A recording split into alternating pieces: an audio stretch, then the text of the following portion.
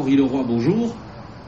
Bonjour. Merci d'être en direct avec nous. Vous avez été gendarme pendant plus de 30 ans. Vous êtes aujourd'hui sénateur des Alpes-Maritimes et membre de cette commission d'enquête sénatoriale sur l'état de la sécurité intérieure. Henri Leroy, je viens de le dire, vous avez été gendarme, c'est un milieu que vous connaissez très bien. Est-ce que malgré tout, vous avez été surpris par ce que vous ont décrit les hommes et les femmes que vous avez interrogés pour cette commission sénatoriale?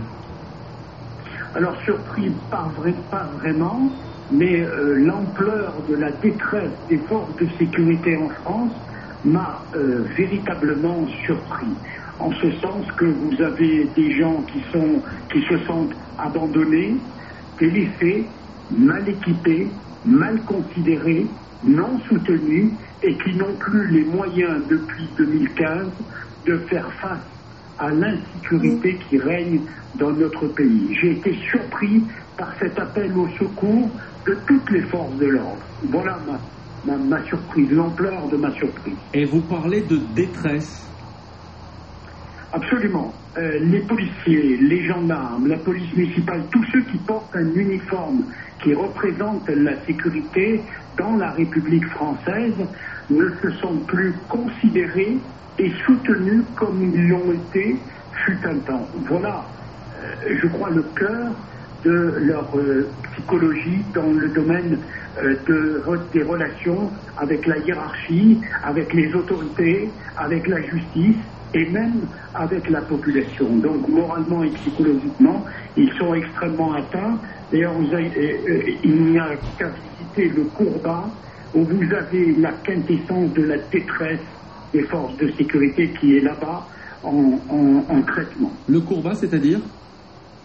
Le Courbat, c'est le centre de remise en état des policiers, des gendarmes, de tous ceux qui ont, même des gardiens de prison, qui ont sombré psychologiquement parce que, ils n'étaient pas suffisamment forts pour supporter cette ambiance qui, aujourd'hui, les déprime de plus en plus. C'est ça aussi, Henri Leroy, qui amène les policiers, également les gendarmes, à avoir le sentiment d'être mal considérés, notamment dans ce qu'ils font dans leurs tâches quotidiennes? Oui, globalement, je suis d'accord avec ce qui vient d'être dit, mais il y a une différence fondamentale et je crois qu'elle est essentielle. Fut un temps, on a amalgamé des forces militaires avec des forces civiles. C'est très difficile, si vous voulez, d'avoir véritablement une symbiose entre des militaires et des civils. La formation n'a pas la même, le style de vie n'est pas le même, la façon d'appréhender les missions n'est pas le même. Donc les gendarmes sont des militaires, les policiers nationaux sont des civils. Il n'y a pas du tout la même formation, il n'y a pas du tout la même conception du service. Mais globalement, ce qui vient d'être dit, oui, c'est de façon générale, c'est ça. Il y a une augmentation du travail dû forcément au terrorisme, d'une part, et puis il y a eu l'absence de cette relation, d'ailleurs, entre la justice. Les procédures sont tellement lourdes que les gens sont complètement asphyxiés par ces procédures. Les missions administratives telles que le disait notre expert, effectivement, il y a les transfèrements qui prend un temps fou à ces forces de sécurité pour des tâches subalternes qui n'ont rien à voir avec la sécurité, puisque on sait que maintenant il y a la vidéo-audition que les magistrats refusent effectivement d'utiliser, mais qui coûte très cher, non seulement financièrement, mais en personnel. Tout ça contribue à démoraliser un petit peu les forces de sécurité. Mais l'analyse qui a été faite avant, c'est une façon, effectivement, d'exprimer ce malaise. Ça veut dire, Henri Leroy, qu'il faut mettre encore plus de moyens que ce qu'on fait aujourd'hui?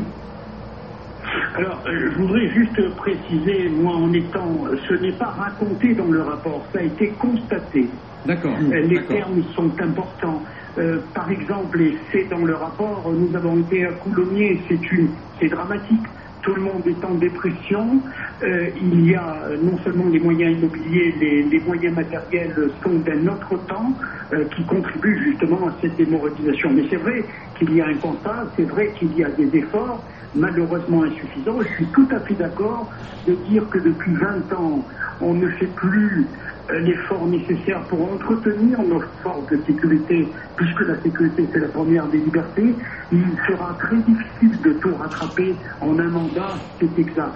il y a un effort de fait qui n'est pas suffisant, vraiment, en ce sens que les besoins en immobilier, c'est de plusieurs centaines de millions, alors que dans le mandat, ils seront à peu près à 400-500 millions, alors que ça dépasse largement le milliard.